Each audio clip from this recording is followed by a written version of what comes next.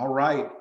Welcome, everybody, to today's second session in our Protect Your Business from Cyber Threats series. I'm Ian Scott of the Beaufort Regional Chamber of Commerce. We're happy to have with us Delano Collins from Corsica Technologies. They're a Augusta-based cyber technology firm. I could go through Delano's bio, but it would take so much time. He's got credentials across a wide range of cyber fields, has been a chief technology officer for a number of firms, and we're really honored to have him with us today to lead this second session in our four-part series. And I'll remind you that our four-part Protecting Your Business from Cyber Threat series is sponsored by Recorded Future, and we're really thankful for their support for the entire series and our ability to bring this to you as a chamber member. So without any further delay, I will hand it over to our featured guest speaker, Mr. Delano Collins from Corsica. Well, thank you for the opportunity. This is certainly a pressing topic today that is of concern to organizational leaders everywhere. Just a little bit about my background, just so you know where the information is coming from. I've worn a lot of different hats over the years. I think my hairline is proof of that.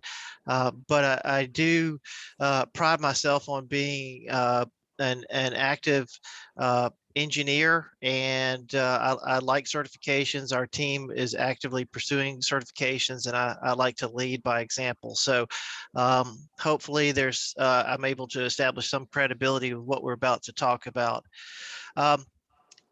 Jumping into what are the top cyber risks today, it's no surprise that cyber incidents are and have become and have continued to be the #1 business risk.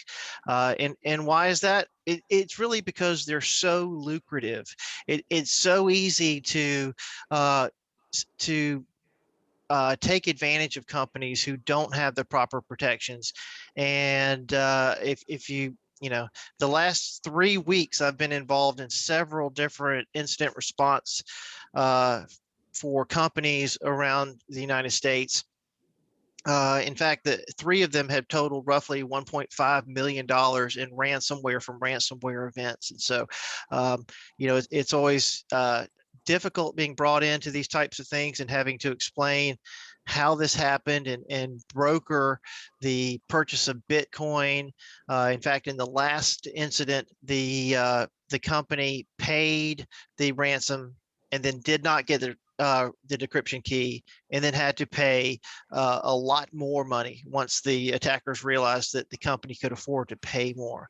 So let's just take a moment and start looking at what are the types of cyber threats that we're looking at. Well, I mentioned ransomware, #1. Ransomware is especially devastating because it's a form of malware that encrypts your systems and the data on your system, so you can't access your computers or your data. It brings your company to a stop. The second is phishing. Again, phishing is just the fraudulent practice, really, of sending an email purporting to be someone else, and you're trying to steal information, typically in the process. The third cyber threat is data leakage. Again, it's losing data that you're responsible for protecting. The fourth is hacking, and it's really just taking advantage of vulnerabilities in your systems, whether that's external vulnerabilities through your firewalls or internal vulnerabilities through systems. And then insider threats. So that could be malicious insiders. You've got an employee who's about to go work at a competitor, and they're going to take your customer list and your secret sauce recipe, or sometimes it's an accidental release of data. So, they didn't mean to hit reply all when they sent the customer list, but yet they've sent out all of your information outside of the company. So when we look at malware, when we look at the types of threats from a cyber perspective that are out there, antivirus tends to be the thing that most people think about. Antivirus is, in my mind, a legacy solution. It's been around for I mean, it's been around a lot more than 20 years, but it's been a staple of common good practices within networks for about 20 years. Antivirus typically looks for signatures of known bad. So it matches this file exactly matches this signature. And so we know that's bad. Some antivirus will scan portions of the code and so say, well, the whole program doesn't match, but this little piece of code matches. That's enough to flag it in antivirus. It'll also scan in the background when you're accessing or opening files. And typically it'll perform a full scan always when you install. Sometimes when you scan, people will set it up to perform full scans. So to really understand why antivirus is no longer an acceptable practice, we really have to take a look at the types of malware that are out there. And I've listed the 9 major categories of malware. And just in the lower right-hand corner, you can see how the global cost to businesses of malware has continued to escalate. And really, this is why this threat is becoming a topic that we are here today to talk about, because it's become so lucrative for threat actors to leverage malware. It's a great, almost anonymous way to steal money and in many cases, not get caught. So we'll break down some of these types of viruses and we'll look at how well antivirus software works against these solutions. So viruses are the term that a lot of people use as synonymous with malware, but that's not actually true. Viruses now today compromise less than 10% of all malware. And that's actually a good thing, because a true virus makes a lot of different changes within your system. Changes to the registry. It might install some batch files upon logon. It might replace some good system files with bad system files. It makes a lot of changes that make it really difficult to clean up. And the truth is, antivirus software is not that good at cleaning up viruses because of all of the changes. A lot of antivirus software will report what it can clean up and tend to ignore what it can't clean up. So a lot of people in the know in the industry don't put a lot of faith, and for years haven't put a lot of faith in antivirus, because we know that the providers of antivirus software, they don't want to report stuff that they can't clean up or they can't fix. Some of you who have managed networks may have seen that you have a system that keeps getting flagged over and over and over again with a particular virus. And you think, what is that user doing? When in actuality, the antivirus program can't clean up all the residual changes to the system. Every time you restart it, every time you log back in, it's trying to reinfect itself. And some of these DLLs, some of these files, some of these changes are happening over and over and over again. And it's not necessarily the users reinfecting the systems. Worms, again, worms are another type of malware. They're frequently delivered by email. Worms are self-replicating. So that means basically they spread without user interaction. They don't need someone to actually click on a button that says accept or install or run. They typically work pretty fast. They typically create a backdoor. So they're working in the background, and the goal is to set up a backdoor so a threat actor can then log in and then perform reconnaissance on your network and see what type of company you are, and then understand how best to exfiltrate data, what type of goods you may have that they can take advantage of and sell. And they typically, like the slide said, they'll typically leverage unpatched vulnerabilities. But the good news is antivirus is pretty good at stopping these worms. One of the solutions that we've used fairly well in conjunction with antivirus in the past is honeypots that have La Brea tar pit feature. It's basically stun traffic. So when this automated worm starts scanning through systems and it touches your honeypot, the honeypot will respond with like a window packet size of 0, which will basically stun the worm. The worm, which is trying to move quickly through your network, hits the honeypot, receives communication from the honeypot that basically causes the worm to pause and wait for a response that never happens.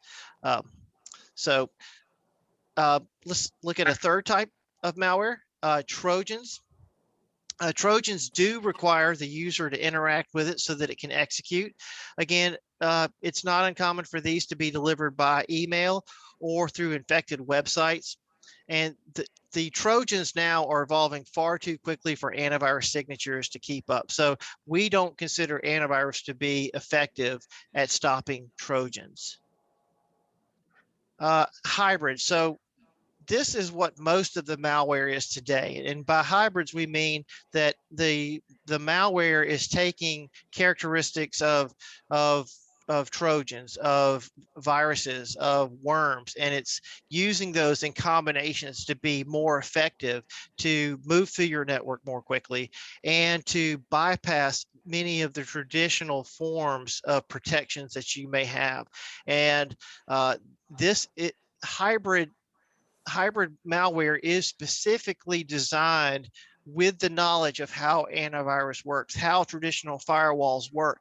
And so they are specifically designed to bypass those types of protections. I mentioned it earlier, ransomware, again, it encrypts your data and it's going to hold it hostage, waiting for cryptocurrency as a payoff. The amount of ransoms have continued to skyrocket, again, over the course of 3 ransomware events for companies that have contacted us to perform incident response for them. They're paying roughly between the 3 about half $500,000 each, or $1.5 million across the 3 of them. I think it's important to note that in the last IR that we did, the threat actors did not, and I repeat, did not provide the decryption key after the initial payment was provided. Once it was provided, then they decided that they wanted to ask for more, and the company was forced to pay it because they didn't have a rigorous backup testing program. Some of the backups were older. Some of them were non-existent. The processes just weren't tested enough to be reliant when there was an emergency.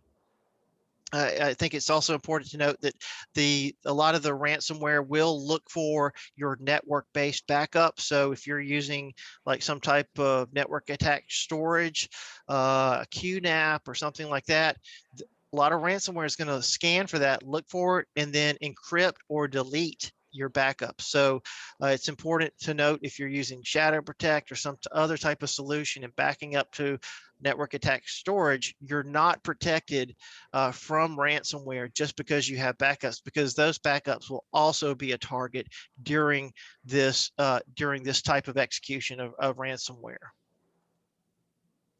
Fileless malware, this is something that we've seen just a skyrocketing amount of over the past 3 years, but fileless malware is exactly what it implies. It's malware that runs in memory. It does not have a file that sits on, on the computer itself. Why is that important? Antivirus scans for files. This is fileless. A process runs, it adds a process into memory and deletes itself so that there's no underlying files, and now it's just running on the RAM in your system. If you restart your computer, it's most likely going to disappear, which makes it very difficult to perform any type of inspection to see what the malware is doing. But without files, there's nothing for antivirus to actually inspect. Roughly 50% of all the malware today is fileless. Again, the threat actors are becoming more and more savvy in evading common detection methodologies. Adware, again, these are just annoying pop-ups, to buy this or install that, the weather pop-up that, a lot of us are familiar with. Again, these are not malware specifically, although some of them will try to install some software on your system, even though that software is intended to generate revenue for the person who deployed it. a lot of these types of adware do have the ability to have a backdoor built in so that the person who is performing the advertisements can update those advertisements. That same level of permission gives someone the ability to create or install software on your system and can present a threat. Malvertising, this is just something a little bit different than the last category, adware, but malvertising is, I'm sure we've all seen it. You go to a website and they've got all up and down the side ads. Well, the way the ad system works is you basically go bid on a spot. And if you win that spot, then you can upload your code. There's no one watching what goes into those ads in real time. And attackers often will go bid on a website's ad spot or bid through some type of advertising third party who then puts that ad on a bunch of different websites, and they load malicious code into that ad. So, so say your favorite pet store also runs ads on the sides to try to generate a little bit of extra revenue. You may go to the website and you may be fine, but your brother goes to the website, and as those ads continue to rotate, he gets one of the malicious ads and he gets a drive-by download, and now his system's infected. It's very difficult to actually understand where this malware comes from because of the random nature of which ads you're going to pull when you're hitting these websites. Spyware, again, this is something that tends to, portray itself as one thing and is actually something else. A great example from a few months ago was the My Recipe Finder. Again, this is what we typically call grayware or PUPs, potentially unwanted programs or applications. You go to a website, I love to cook, so I'm going to go find this program that allows me to find recipes, and I'm going to install it on my computer.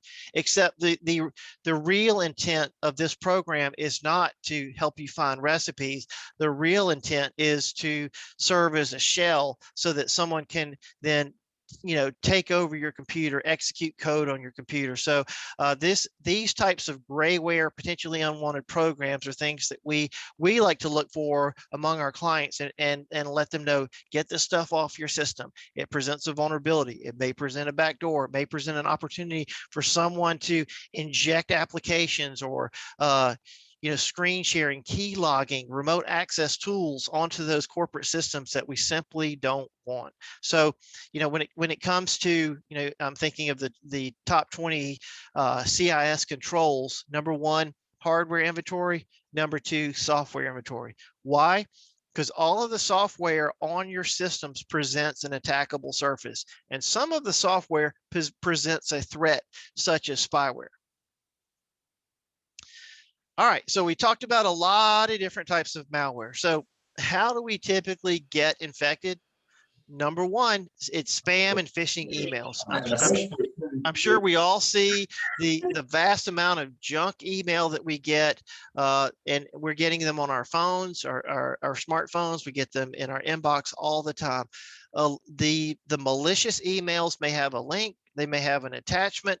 If you open the attachment, it may prompt you to enable macros. If it's a link, it may redirect you to a site that has a drive-by download. It may pop up a prompt that looks like it wants you to re-authenticate to Office 365, but what they're really trying to do is steal your credentials.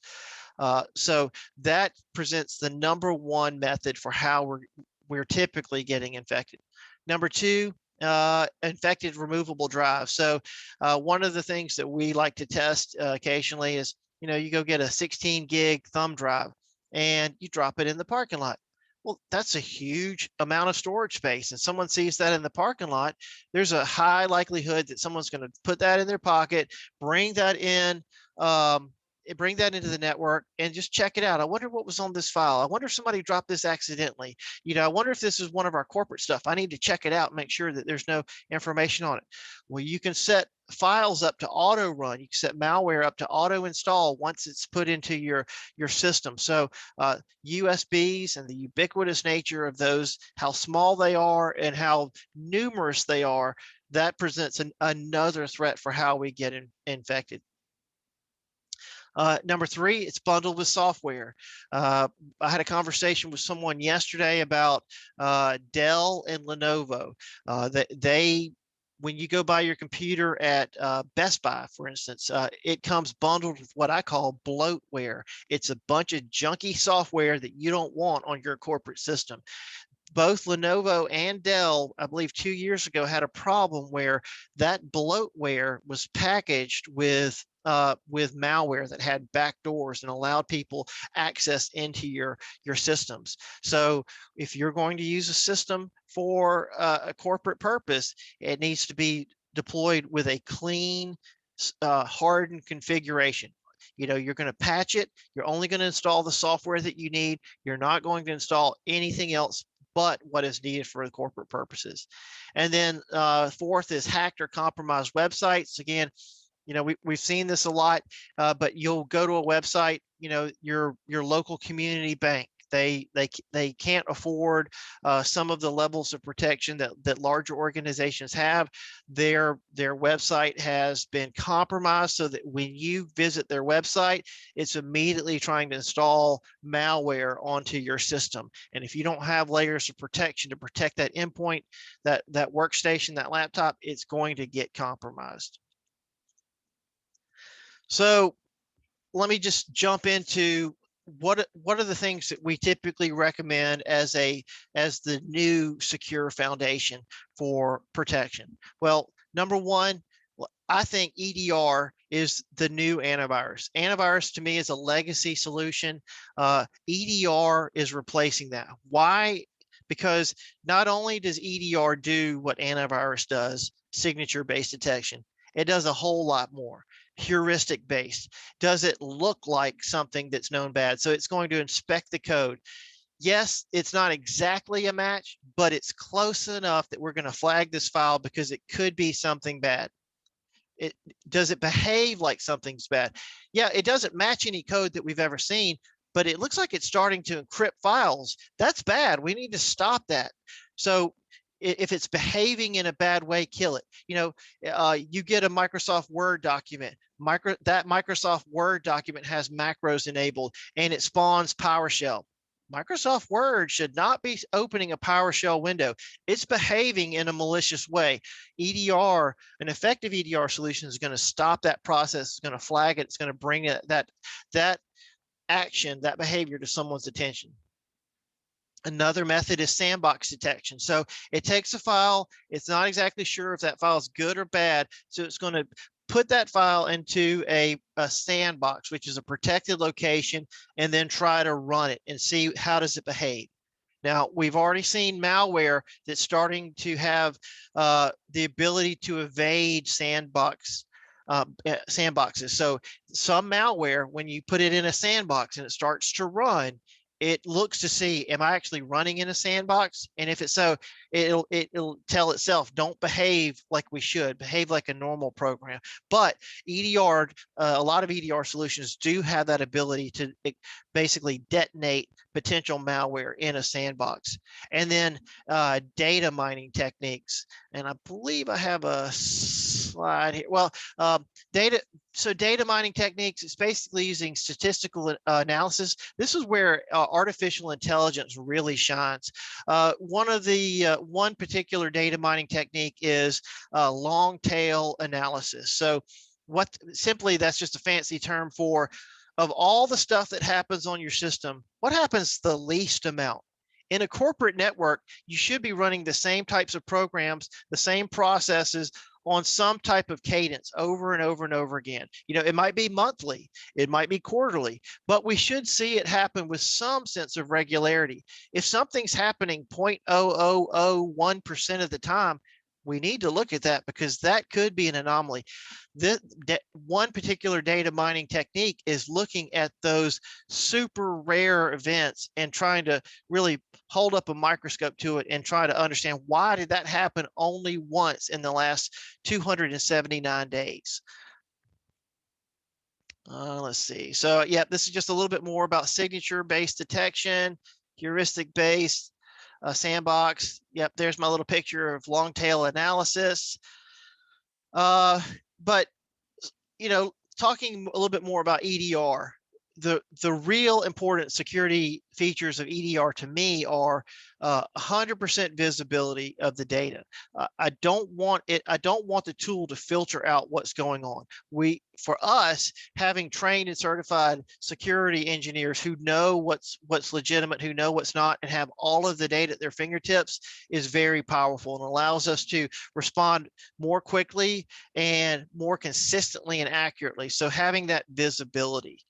Again, it provides the protections to devices that are important in your organization. So the EDR that we use not only goes on Windows, Linux, and Mac, it also goes on your iOS phones and your Android, because especially in a pandemic, data is moving in all sorts of unpredictable ways now. So, when Bill sends Jan the secret sauce through email and she opens it on her phone, we want to provide that phone the same level of protections that were on Bill's workstation.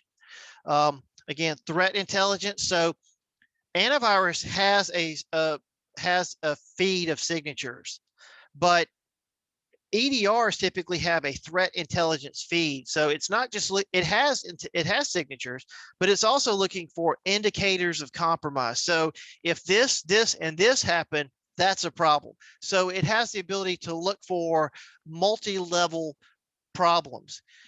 It also has the ability to allow us to threat hunt. So say something happens today that it is a potential new compromise. Great example is the Exchange vulnerability that's made the news for the last, what feels like 2 months.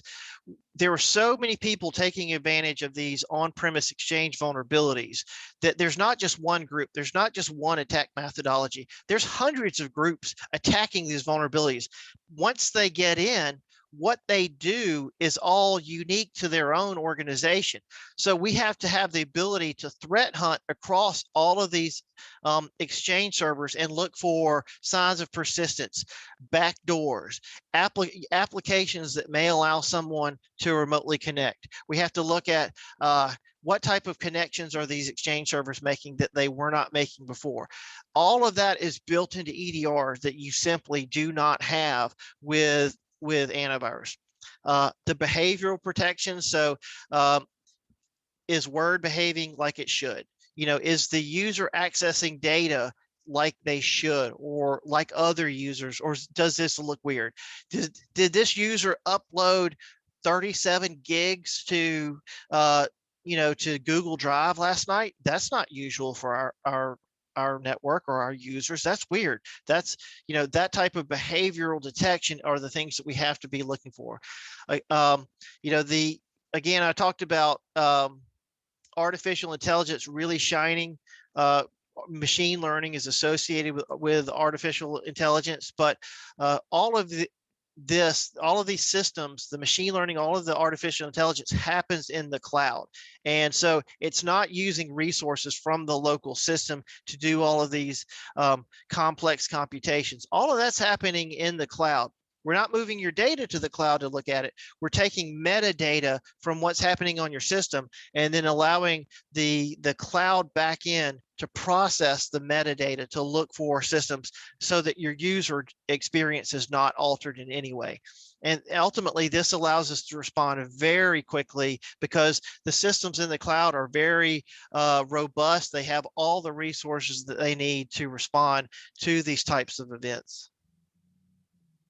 And then the second layer that I would think is a critical element now is SIM.